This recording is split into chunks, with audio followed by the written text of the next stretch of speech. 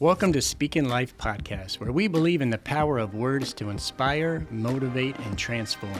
Through Speaking Life, we aim to create a space where every conversation is a source of encouragement, enlightenment, and empowerment. Tune in for engaging discussions, meaningful insights, and a dose of inspiration. Subscribe now and become part of our community where we speak life into every story, every idea, and every journey. Welcome to Speaking Life Podcast. I'm here today with Brett Chambers from CNF Mortgage. Brett is my go-to guy. He's my lender. He's the person I've used most of my real estate career on all my transactions. We've done a lot of transactions together over the years.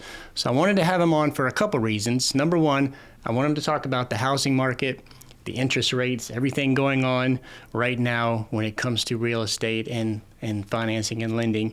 Number two, I would like to hear his story, kind of how he got into the business and how he does what he does and how he got into lending and maybe what he does different. Maybe you could tell us a little bit about why you do what you do and how you do it differently. So welcome to the show, Brett Chambers. Ben, thanks for having me on. This is exciting. I love doing little podcasts like this. So we've had a great relationship for, it's been, 7, 8, almost going on 9, close to that years. So you've been very loyal to me. So thank you for that. All the ups and downs that real estate provides is definitely difficult and builds stronger relationships. So I appreciate that, Ben.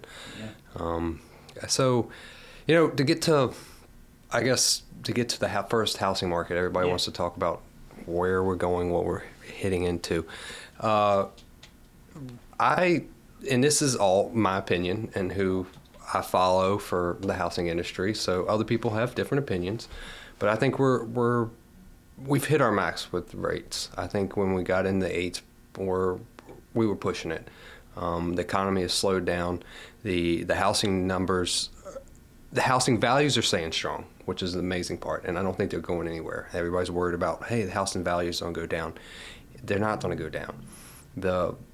What's going to happen is the rates are going to start coming down a little bit to hold those values. You have all the inflation numbers. So the Fed is worried about inflation. Those numbers are starting to come down to where they're about one of them right now. And if they keep this rates at the same level for too long, then it's going to dip way below that. So as these come down, as unemployment, unfortunately, that's what they're looking at, is unemployment going up. It's never fun, right, in the economy, but it is going up. And it's coming out this week. I think my experts said they'll have something in the 4s. We haven't been in the 4s since COVID. So, 4s would be amazing, right? Yeah, right. It would be. I would be happy with 5s. Yeah, so a number in the 4s would be, it's ticked up. It was at 3.2 was low. So now we're talking about 4% or whatever it is there. So that is what the Fed is looking at, and that should halt them. And they actually came out and said there might be a cut. It could possibly look into the March or something of next year. It'll be the first time cutting. So that's what the experts are saying. Do you agree with these? I do. Reports? Okay. I do. I've seen the reports. Now the tough part is, if rates do come down, is it going to drive the housing industry back into, because there's so much demand. There's so many people, as you know, that can't afford to buy a house or backed off and that are renting and paying a lot of money for rent. And the housing, they can't build enough houses right now to keep up. I mean, I think it was like 7 or 8 years it would take to build houses to keep up, to get back with the demand. So the question is, when they do come down and they do get in the 5s, is it going to be a point where people that are sitting at 3% or in the 2s want to move? Is that now time, hey, I'm looking to move? Because if it is, then it will keep enough, have enough houses out there, the people to buy, to spark things back up and keep things the way it should be. But if it isn't, say they get in the low 6s or upper 5s and it still doesn't spark those people that need to sell, now you still got all that other pent up demand, and now you get multiple offers again. So I don't know. I think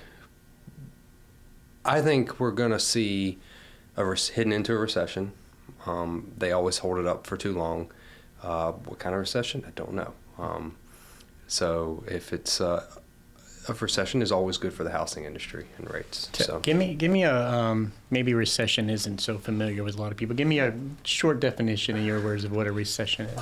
just a slowdown in the economy and the spending of the economy. So as rates are so high, I mean, you're looking at credit card rates that are 25, 30% now, and people are putting money on credit cards, and that's just crazy.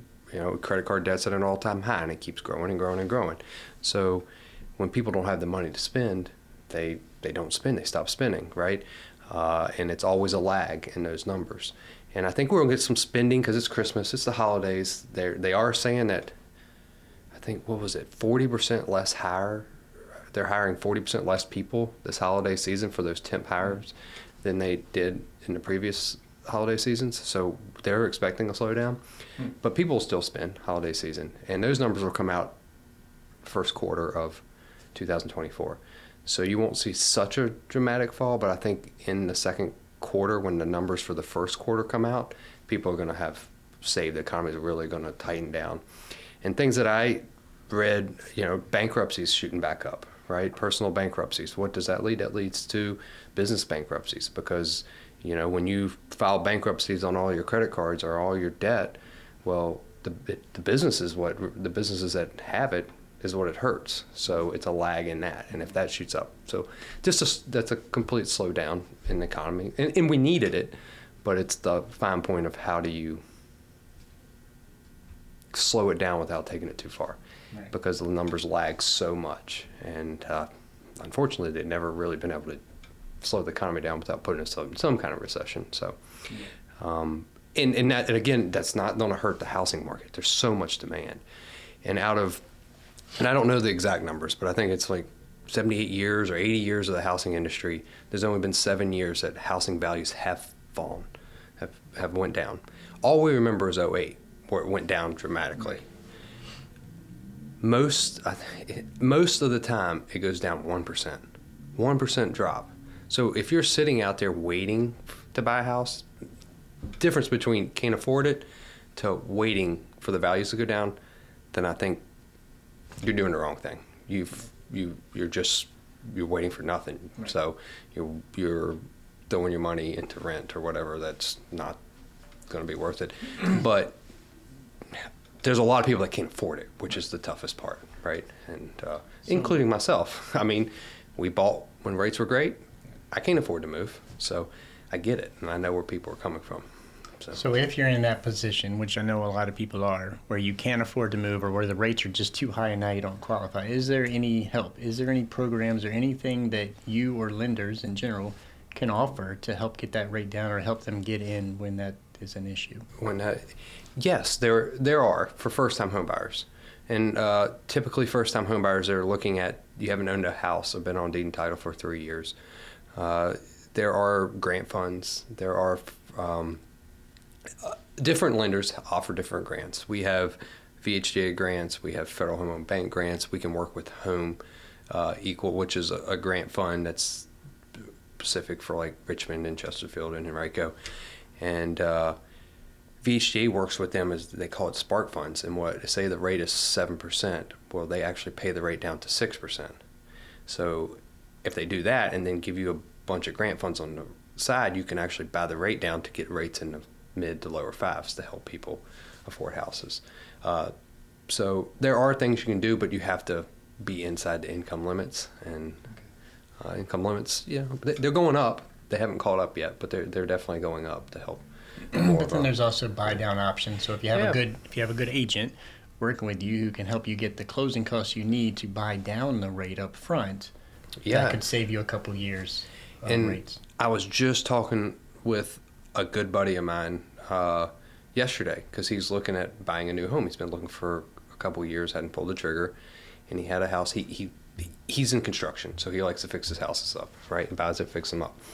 And he was looking at buying a house in the Virginia Beach area, and he could get the house has been sitting for 30 days. We're seeing that right now. Not all, right? Certain pockets are still seeing 4 or 5 offers on it, right?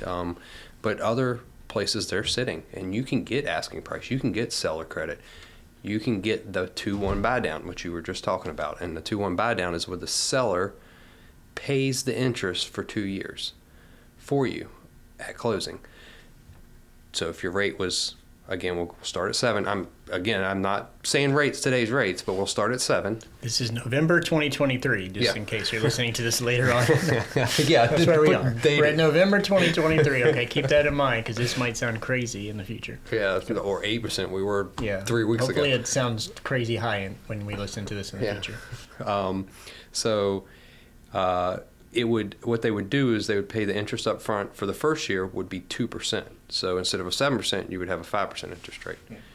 And then after that, you would have a 6% for the following year and then back up to 7.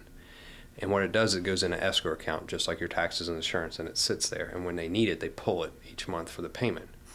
So if rates, say they were 7 today, and then a year from now, they are at 5. Well, your rate's going to start jumping, right? You benefited at the beginning, but you still have money in that escrow account because you haven't used all 2 years of it.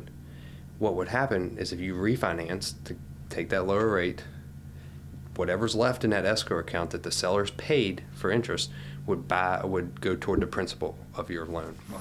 So you don't lose it. It's very beneficial, and it keeps payment down. And I think right now is a good time because, again, I think rates are coming down over the next year. Not all, experts are saying rates are coming down, right? So cross our fingers, they are. And that's what you're going to be doing is refinance. And now, I truly think right now is a great time to buy if you can afford it. If you can afford it, because you can get seller credit. Don't put yourself in financial strain or burden, but if you can afford the monthly payment, don't wait. Like, if you find the right house, move forward. Because it's going to build equity. I think spring, even with lower rates, every spring, it doesn't matter. Spring gets busy. You see multiple offers. It's tough to get seller credit. It's tough to get your interest paid for the 2-1 buy down. So this time of year is typically good for buying a house. Yeah. Because the buyer does have some things that they can get potentially when there's inventory is moving a little slower than maybe we'll see in the spring. Yeah.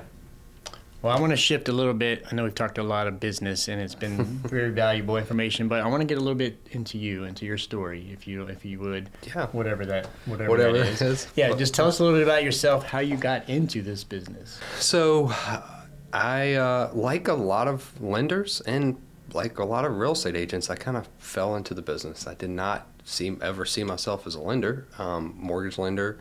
I actually didn't see myself in sales. And I was working, I came out of college and I played golf in college, and I worked at Kinlock up here, caddying for a while, and worked on staff. And I got a job at CarMax, and I was in operations at CarMax, not even in sales. They wanted me to go sell cars sometimes, and I just didn't have anything to do with it, right? I was in operations management, and that's what I thought I wanted to do. And my father-in-law was a real estate agent for years and years, a builder. He was retired by that time, and my brother-in-law was into flipping. He had his own businesses, flipping houses, commercial, and all that. And my father-in-law said, "I know a branch manager that's in the mortgage industry. I think you would be great," because CarMax wanted me to move all over the country, and I wanted to stay here, build a family here in Richmond, and because I just love the community. And I was like, sure, I'll take a interview, and went and thought it was pretty cool. The sky's the limit in this business. You get to build your own the way you want it to be built, and next thing I know, I'm going through all the classes and the getting my licensing classes and everything else, and being trained, and joined CNF, and that was end of 2015, somewhere in 2015, and honestly, it's the best move I've ever made. Even as we sit here in a mortgage crisis that we're in, it's the best move I ever made for my family, to keep them here and be able to support my family the way I do, and to build something, right? So I love the fact that I am you're your own entrepreneur, even though you're working for CNF. Company, right? Yeah, you're your own entrepreneur, and it's again, sky is the limit. I love helping people, and that's something I think I found out that I didn't have to sell. All I had to do is help, right, in this industry, and teach and educate, and that's an easy thing for me to do. Well, a lot of people, right? I mean, you don't have to, in a lot of sales, you don't have to sell if you just truly come from your heart saying that I just want to help. Yeah. Right. From a servant's heart versus yeah, exactly. And that's what I think really benefited me from the start.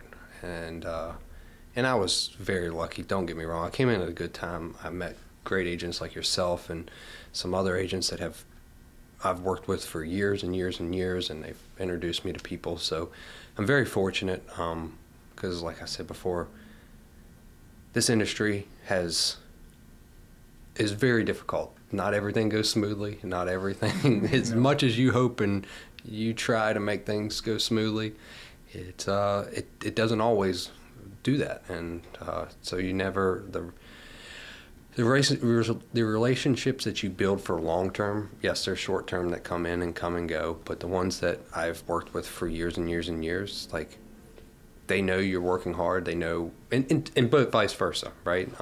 You don't ever talk bad about each other. Nothing there. It's just, you know that we're trying to get that deal closed for the client and peer. That's it.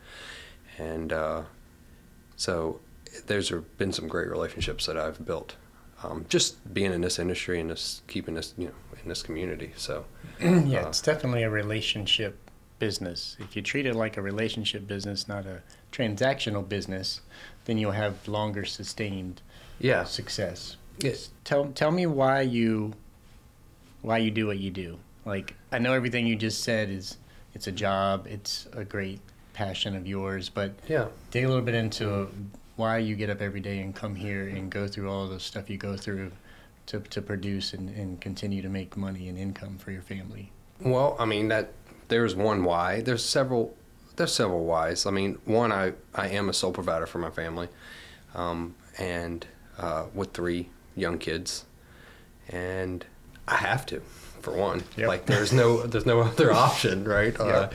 And the fact that I want to, right? I don't, those Sunday blues or those Sunday blues that people talk about or whatever they are, I don't get it, right? I'm actually excited to come into work.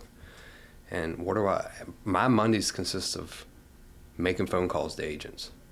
My current agents that I'm trying to get business from, that I've had good contacts with, and those are fun phone calls, right? Why should I get the Monday blues to have to call you, Ben, and talk about how things are going, and call whoever I've had a relationship? That's a good it's a good Monday. So I think it's the fact that, one's family, 2 is I truly do enjoy what I do, and I think I want to see something special. I would love to be able to grow into this whole branch into a team that is truly working for the client and serving the community, because there's a lot of lenders that don't care, that don't, and I'm not saying, I don't want that to come off wrong. They're in it for the wrong reason, or they're getting paid salary sitting out there, whatever it is, and you're just a number, right? You push that button and filled out the app, and they call you, and there's nothing wrong with that living. You don't get the top-notch service, right? And I think that if you build, and I know through my coaching, and I know a lot of high-end lenders across the country, and I know if you do it the right way and you serve your community and you build the way you're supposed to build, you can provide an amazing customer service to a client. And again, nothing ever is smooth, so you got to be there for them. But that's what I would love to see that. I mean, I've visualized that over and over again, and I think, it's tough right now, but everything gets better at the end. So as things grow, I hope You always have bumps in the road, but I hope to grow something that is pretty amazing, not only for employees, but for the customers that come through. So, because as you help your customers, if you truly come and you truly help your customers, a lot of them want to help you, right? They don't know that, and they don't. Yes, so you got to ask. Reciprocity. Yeah. So you got to ask, and for the business, and I think some people don't, and that's what's really I was scared to at the beginning, and that's really taking me to the next level. Is just asking, right?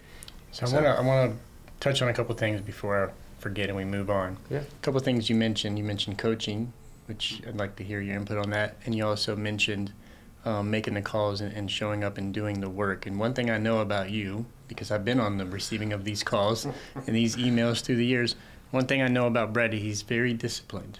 And it's like you must have a great routine or a great system or something in place that kind of keeps you disciplined. So any thoughts or anything you want to share around coaching or around your discipline daily?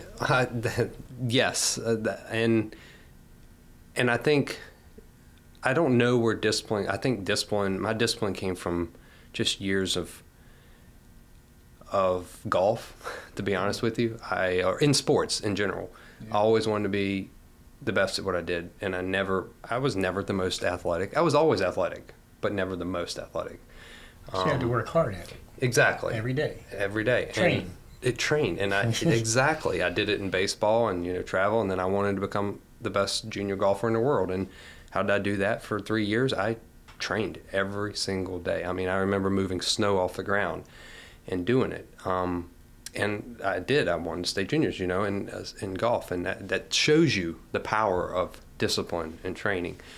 And I think now I get to provide it. I get to put it into something more valuable, honestly, not just me, but everybody else. And I think I use that. Now, what pushed me into these processes and what pushed me into the training was coaching, right? I've been a part of an amazing coaching group, the Freedom Club, which is right here, for getting ready to come on 3 years now. And first year was all about, it was during the refi boom. It was all about, oh my gosh, how can we keep things moving without, everybody getting mad? And the last year and a half has been putting in processes. And the one thing that they stress is right on my board that, discipline out trumps motivation. And what that means is you can wake up and be motivated for a day, half a day, week, 2 weeks, 3 months. But can you be motivated for years and years and years and years and consistent? And in business, you have to be consistent, period. Right? You have to be consistent. And don't get me wrong, there's a lot of things that I'm not consistent at. I had a podcast, right? Stopped it. It was more important things, so I had to put things to the side and do things. But these processes that we have, calling our agents, building our confidence there, calling new agents that we want to have a relationship with, calling our borrowers to give them updates, calling the real estate agent to give them updates, calling our past clients it is a set day and we know exactly what we're doing. And there's about 800 outbound phone calls a week, 800 to 900 that happen here. And that's been going on for 800 to 900 phone calls a week. To everywhere, from cold calling agents to my close agents that I build relationships with, to past clients, to the clients that are currently in processing, to the title companies that are in processing, to the pre-approvals if they're out looking. And it's just, it is great. I mean, I wake up, before I put these in place, you wake up and you react. And very reactive business, and so is your business, right? Real estate is just it's just you end up reacting, right? And we are very good at setting our time and being there. And coaching, I had part of the coaching, we have a call stars. So they call it call stars. From noon to 2, I have to be making my calls. So I have to get on Zoom with these people that are in coaching. I signed a contract with them that if I miss a day, Monday through Thursday, Friday is, catch up, kind of work on the business. If I miss a day, it costs me $150. They just automatically charge my account. If I drop out, I do it every 90 days. Just signed it again. If I drop out, it costs me $5,000. So holding you accountable to staying disciplined, right? And if you're disciplined, you will come out on top.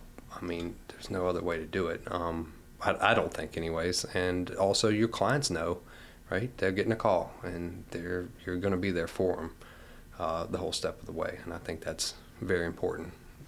Consistency, yeah. So discipline, consistency. Motivation is great, but it's not going to sustain you. I love motivation, but who does? Some days are better than others, right? Those are the days you come in motivated. Now you're like, all right, get to make the calls, right? So motivation is great, but it's the discipline and the systems that you put in place that I think will continue to evolve and grow you as a better person, getting better service and sustaining the business. We're in a business where it's up and down, it's all over the place, and you've got to build it in a way where it's sustainable. A lot of people, including myself this year, have been struggling and maybe looking for side jobs, doing other stuff, like, finding other ways to make money. That's what this podcast kind of is, media production companies kind of for, because it's a struggle. And if you don't build the business right, then you can't sustain hard times like this. And if you stop doing what got you here, if you stop doing the fundamental, make the calls, do the things you know you have to do to grow your business, then you're going to be out of the business when something like this happens. So mindset is a big thing to me. It's a big word to me, and I know you like this word too. I know we're probably around 30 minutes or so I don't want to go too long, but give me a brief little thoughts around the word mindset, how important that is to you and your business. And I actually just, I shared with you before I got on here, but mindset is everything. I mean, you should wake up, and you don't wake up every day thinking, today's going to be a great day. You have to tell yourself today's going to be a great day. You wake up sick. You wake up tired. You wake up beaten down because you've lost 3 deals. You have to tell yourself that. And I get out of, I had a bad, we're having some tough months, right? And I had a coaching call yesterday, and it was a 15-minute pity party, and my coach said, okay, get yourself right? And I did. I got done. I went for a run, and wake up in the morning and tell yourself that it's going to be a good day. And I think that's, whether you're listening to podcasts or whatever you do to get your mind right, I think it's truly everything. I mean, you have to have your mind right before you get started.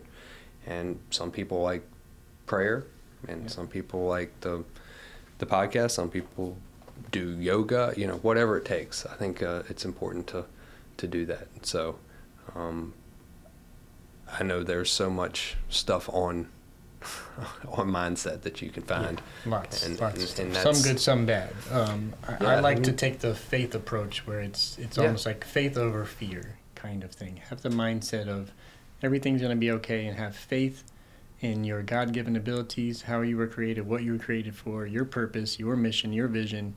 Have faith in that all things work together for good, that type of faith, because it's easy to waver from that into fear with everything going on in this type of business or in sales in general, and then your faith kind of starts to get a little bit less and less. Where are you? Where's your faith? No, you're 100% right. It was funny, Breakfast Club this morning, which is a coaching thing that we do every morning, mindset, right? And the head coach is like, they were talking about, everybody's everything you do is not perfect, because people are struggling right now, and everything, you just got to do it, and you got to get better at it. And he was like, God made me perfect for me, right? And I tell myself every day that I'm perfect. Got my flaws. I got tons of flaws, but that I'm perfect for the way he wanted me to wanted me to be. So shoot for being the way he wants you to be, but at the same time, you got to tell yourself that if you're telling yourself you're down, or you're telling yourself that you're struggling or whatever it is, right, that you're tired, then your body's going to react to that, period. Yeah. So So interesting that you bring that up, because one thing that I wanted to touch on that I'm really passionate about, and it's the whole premise of this podcast, is speaking life. That is the name. And so the scripture, of course, is Proverbs 18:21 that says death and life are in the power of the tongue. And I like what Les Brown said. He said, once you open your mouth, you tell the world who you are. You just touched on, you have to tell yourself things are going to be okay. You have to tell yourself that God made you for this, this way, for this type of season, for this thing. So how important is speaking life into yourself, and when it comes to business and getting through hard times? Well, I think that's it, right? I mean, the coach just said, like, he goes out and is every day, every single day, he tells himself that it's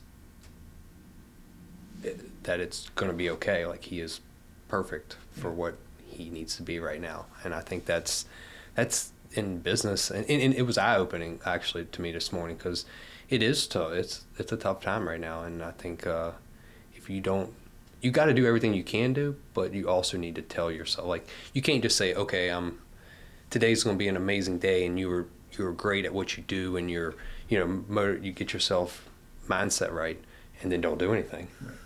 You have to go do it. But it starts with, telling yourself that you're great, that you're a great human, and go act on that, right? When you're doing wrong or right, or shouldn't have done that. But everybody has those issues. Yep.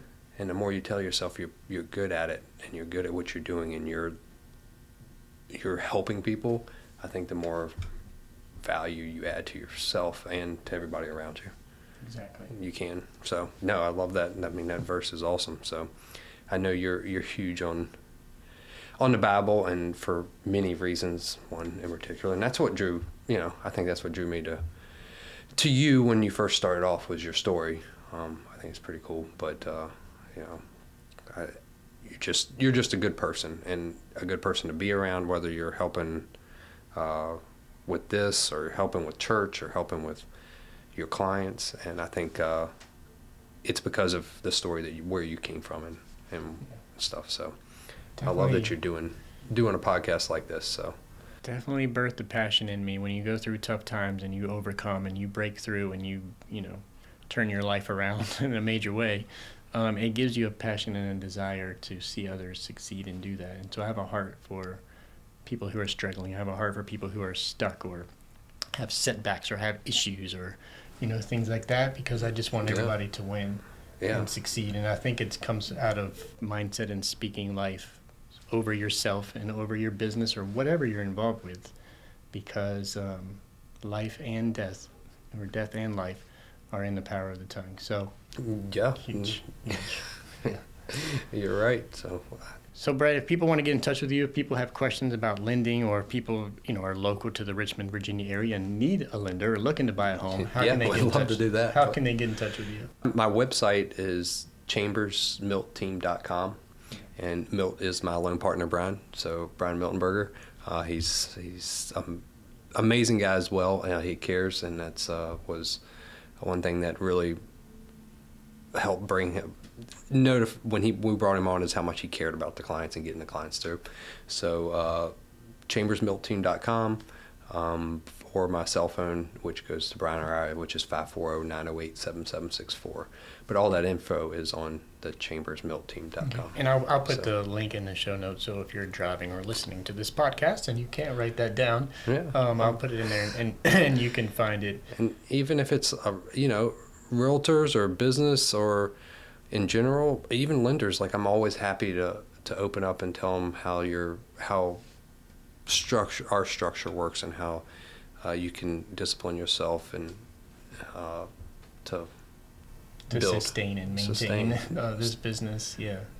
So we're in. I love doing that kind of stuff, and that's what our coaching is all about. So that's awesome. That's great. So. Any last words or anything before we get off? Anything that we missed you wanted to cover or talk about? No, Ben, I do appreciate you having me on here. I know you're digging down deep in this industry too. So let's keep keep fighting, man, and keep fighting for our clients, and we will get through this. So I definitely appreciate you coming in here and meet me in my office and doing this. So this is our mobile podcast setup this that thing is we did. Took about 15 or 20 minutes to set up in Brett's office, but high quality. This is awesome. This is very high very quality. Awesome. You heard that. You heard it from Brett. High quality. It is. So thank you. If you want a podcast, go to Ben. So thank you. Thank you. Yes, you heard it first from Brett Chambers. So that's it for this episode. I hope you enjoyed it. If you haven't done so yet, please subscribe to this podcast. If you're watching on YouTube, you can subscribe there as well. If you liked this podcast, you could give us a thumbs up and, of course, leave a comment. Would love to engage with you. Until next time, be blessed and remember to keep speaking life.